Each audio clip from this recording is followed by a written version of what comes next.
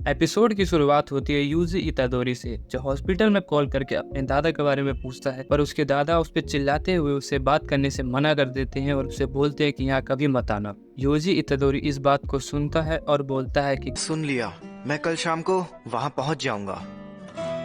दूसरी तरफ फुशीगुरु, जो एक जुत्सु काइसेन का फर्स्ट ईयर का मेंबर होता है, एक श्रापित चीज को ढूंढ रहा होता है, पर उसे ढूंढते हुए पता चलता है कि वो चीज वहां पर नहीं है और कोई पहले ही उस चीज को यहाँ से ले जा चुका है। वो इस बात को कॉल करके अपने सीनियर को बताता है, पर उसके सीनियर कहते हैं कि जब तक तुम्हें वो चीज ना मिले तुम वापस मत आना। फिर यूजी को स्कूल के अंदर दिखाया जाता है, जो एक रूहानी क्लब का मेंबर होता है, जिसका गोल होता है आत्माओं से जुड़ी घटनाओं का रिसर्च करना और उसके ऊपर एक रिसर्च पेपर लिखना। पर तभी उनका टीचर आता है और उनको बोलता है कि तुम्हें ये क्लब बंद करना होगा, क्योंकि इस क्लब में कुछ काम नहीं हो रहा और तुम्हें ये क्लब रूम भी छोड़कर जाना होगा। दूसरी तरफ टीचर यह भी बताता है कि इस क्लब के अंदर सिर्फ 2 ही मेंबर हैं, क्योंकि यूजी इतादोरी का नाम ट्रैक एंड फील्ड क्लब के अंदर है, पर बाद में पता चलता है कि उसका नाम ट्रैक एंड फील्ड क्लब के अंदर एक टीचर ने डाला। फिर वो टीचर आता है और यूजी से शर्त लगाता है कि अगर तुम मुझे एक स्पोर्ट्स में हरा दोगे तो मैं तुम्हारा नाम दोबारा रूहानी क्लब में जुड़वा दूंगा। फिर उन दोनों को बीच में मुकाबला होता है और यूजी इतादोरी जीत जाता है। और जब यूजी इतादोरी टीचर को हराकर हॉस्पिटल ले जा रहा होता है, तभी फुशीगुरु को पता चलता है कि वो श्रापित चीज यूजी के पास है। फुशीगुरु जैसे ही यूजी के पास उस श्रापित चीज को लेने के लिए जाता है, पर यूजी जल्दीबाजी में वहां से निकल जाता है। यूजी हॉस्पिटल पहुंचता है और अपने दादाजी से बात करता है। उसके दादाजी उसके बारे में बताते हैं और बात करते करते उनकी मौत हो जाती है। उसके थोड़ी देर बाद फुशीगुरु भी हॉस्पिटल पहुंच जाता है। फुशीगुरु भी हॉस्पिटल पहुंच जाता है और यूजी को बोलता है कि जो श्रापित चीज तुम्हारे पास थी वो मुझे दे दो। फिर यूजी बोलता है कि कौन सी श्रापित चीज? फुशीगुरु बताता है कि जो एक बॉक्स के अंदर है। फिर यूजी सोचता है और उसे बोलता है वो बॉक्स तो मेरे सीनियर को पसंद आ गई थी, इसलिए मैंने वो अपने सीनियर को दे दी। ये बात सुनते ही फुशीगुरु बहुत घबरा जाता है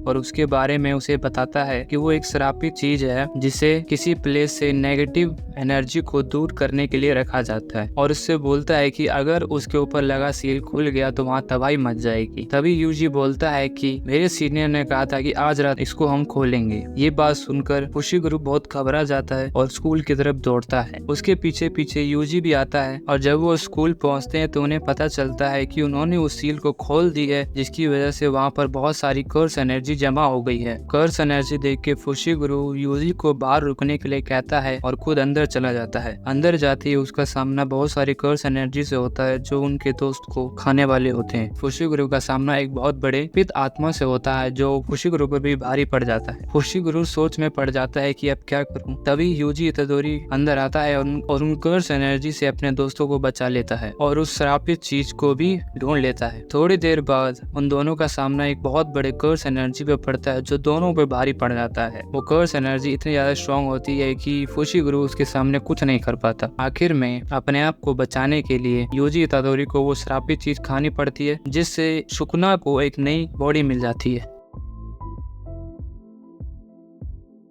अगर आप चाहते हैं हम अगले पार्ट का भी एक्सप्लेनेशन वीडियो बनाएं, कमेंट जरूर करें और हमें जरूर बताएं कि आपका फेवरेट पार्ट कौन सा था।